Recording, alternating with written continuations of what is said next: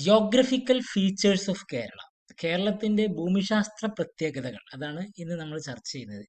അതിൽ തന്നെ വെസ്റ്റേൺ ഘാട്ട് പശ്ചിമഘട്ട മലനിരകളുടെ ഒരു പ്രാധാന്യം കേരളത്തിന്റെ സാമൂഹിക സാംസ്കാരിക ചരിത്ര രൂപീകരണത്തിൽ പശ്ചിമഘട്ടത്തിന്റെ ഒരു പങ്ക് എന്താണെന്നുള്ളതാണ് നമ്മൾ നോക്കാൻ പോകുന്നത്. ആദ്യം കേരള ആസ് എ റീജിയൻ, കേരളത്തിന്റെ ഒരു ഭൂപ്രദേശം, കേരളത്തിലെ ജില്ലകൾ ഏതൊക്കെയെന്ന് മനസ്സിലാക്കുക. അതിന്റെ അതിർത്തി അറബിക്കടലാണ്, പടിഞ്ഞാറ് ഭാഗത്ത് അറബിക്കടലാണുള്ളത്. തെക്ക് കിഴക്ക് പ്രദേശങ്ങളിലൊക്കെ തമിഴ്നാടിന്റെ ഭാഗങ്ങളുണ്ട്. പിന്നെ വടക്കാണെങ്കിൽ കർണാടകയാണ് സ്ഥിതി ചെയ്യുന്നത്.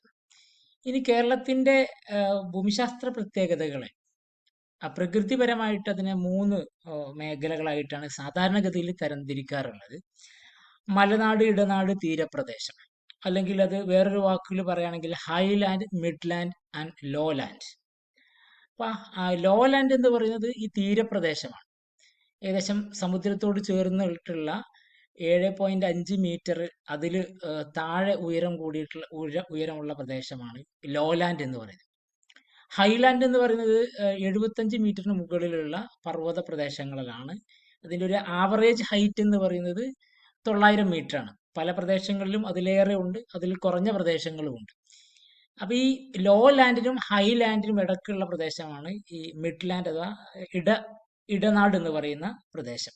ഇതാണ് ഭൂമിശാസ്ത്രപരമായിട്ടുള്ള 3 ഡിവിഷൻസ് എന്ന് പറയുന്നത്.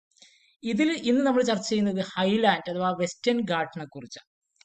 ഇന്ത്യ ഉപഭൂഖണ്ഡത്തിന്റെ പശ്ചിമ ഭാഗം അഥവാ പടിഞ്ഞാറൻ ഭാഗത്ത് സ്ഥിതി ചെയ്യുന്ന മലനിരകളാണ് വെസ്റ്റേൺ ഘാട്ട് അഥവാ പശ്ചിമഘട്ടം എന്ന് അറിയപ്പെടുന്നത്. കേരളത്തെ സംബന്ധിച്ച് നോക്കുമ്പോൾ കിഴക്കൻ പ്രദേശമാണിത്.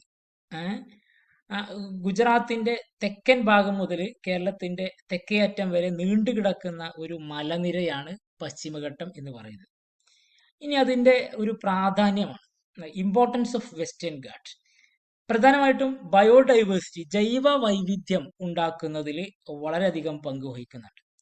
ഇന്ത്യയിലെ ജൈവ സമ്പത്തിന്റെ ഏകദേശം 30% അത് സസ്യ സമ്പത്തും അതുപോലെ തന്നെ ജന്തു വർഗങ്ങളൊക്കെ ഉൾപ്പെടെയാണ് പറയുന്നത്. 30% പശ്ചിമഘട്ട മലനിരകളിലാണ് കാണുന്നത്. ആഗോള വ്യാപകമായി ഭീഷണി നേരിടുന്ന അല്ലെങ്കിൽ ഉന്മൂലനം, എൻഡേഞ്ചേർഡ് ആയിട്ടുള്ള ഉന്മൂലന ഭീഷണി നേരിടുന്ന ധാരാളം ജീവികൾ ഇവിടെ ജീവിക്കുന്നുണ്ട്. ധാരാളം ജീവികളെ ഇവിടെ സംരക്ഷിക്കുന്നുണ്ട്. അതിൽ പ്രധാനപ്പെട്ട ഒന്നാണ് നീലഗിരി താർ അഥവാ വരയാട്. മൂന്നാറിലെ രാജമലയിൽ അതിനെ സംരക്ഷിക്കുന്നുണ്ട്. പിന്നെ സിംഹവാലൻ കുരങ്ങ്, മലബാർ സിവറ്റ് എന്ന് പറഞ്ഞാൽ വെരുകാണ്. അപ്പൊ ഇതൊക്കെ കാര്യമായിട്ട് ഇല്ലാത്ത ജീവിവർഗങ്ങളാണ്. അടുത്തൊരു പ്രത്യേകത എന്ന് പറയുന്നത് ജലം ലഭ്യമാക്കുന്നു എന്നുള്ളതാണ്. Providing water. കേരളത്തിന് ആവശ്യമായിട്ടുള്ള ജലം ലഭ്യമാക്കുന്നു എന്നത് പശ്ചിമഘട്ടത്തിന്റെ ഒരു വളരെ പ്രാധാന്യമാണ്. കേരളത്തിലെ നദികൾക്ക് വെള്ളം ലഭ്യമാകുന്നത് പശ്ചിമഘട്ടത്തിൽ നിന്നാണ്. കേരളത്തിൽ 44 നദികളുണ്ട്. അവ കേരളത്തിന്റെ കാർഷിക, വ്യാവസായിക, ഗതാഗത ആവശ്യങ്ങൾ, അതോടൊപ്പം തന്നെ വൈദ്യുതി ആവശ്യങ്ങൾക്കൊക്കെ ആയിട്ട് ഉപയോഗിക്കപ്പെടുന്നുണ്ട്. ഇത് കേരളത്തിന്റെ സാംസ്കാരിക രൂപീകരണത്തിൽ വലിയ പങ്ക് വഹിക്കുന്നിട്ടുള്ള ഒരു സംഭവമാണ്. ഇനി ക്ലൈമറ്റ് അഥവാ കാലാവസ്ഥ. ഇന്ത്യയിൽ പൊതുവിലും കേരളത്തിൽ പ്രത്യേകിച്ചും കാലാവസ്ഥയെ സ്വാധീനിക്കുന്ന ഒരു പ്രധാനപ്പെട്ട ഘടകം പശ്ചിമഘട്ടം ആണ്. അപ്പോൾ മൺസൂൺ കാറ്റിനെ തടഞ്ഞു നിർത്തി മഴ ലഭ്യമാക്കുന്നു. 2 പ്രധാനപ്പെട്ട മഴക്കാലം അഥവാ സൗത്ത് വെസ്റ്റ് മൺസൂൺ, കേരളത്തിൽ അത് കാലവർഷം എന്ന പേരിലാണ് അറിയപ്പെടുന്നത്.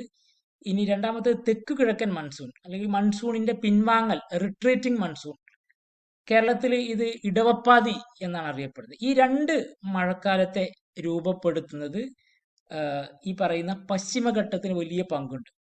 അപ്പൊ എങ്ങനെയാണ് മഴയും ഈ അല്ലെങ്കിൽ ഈ പശ്ചിമഘട്ടത്തിന്റെ മഴ ഉണ്ടാക്കുന്നതിൽ പശ്ചിമഘട്ടത്തിന്റെ ഒരു പങ്ക് എന്താണെന്നുള്ളത് പലപ്പോഴും സംശയമുള്ളൊരു സംഭവമാണ്.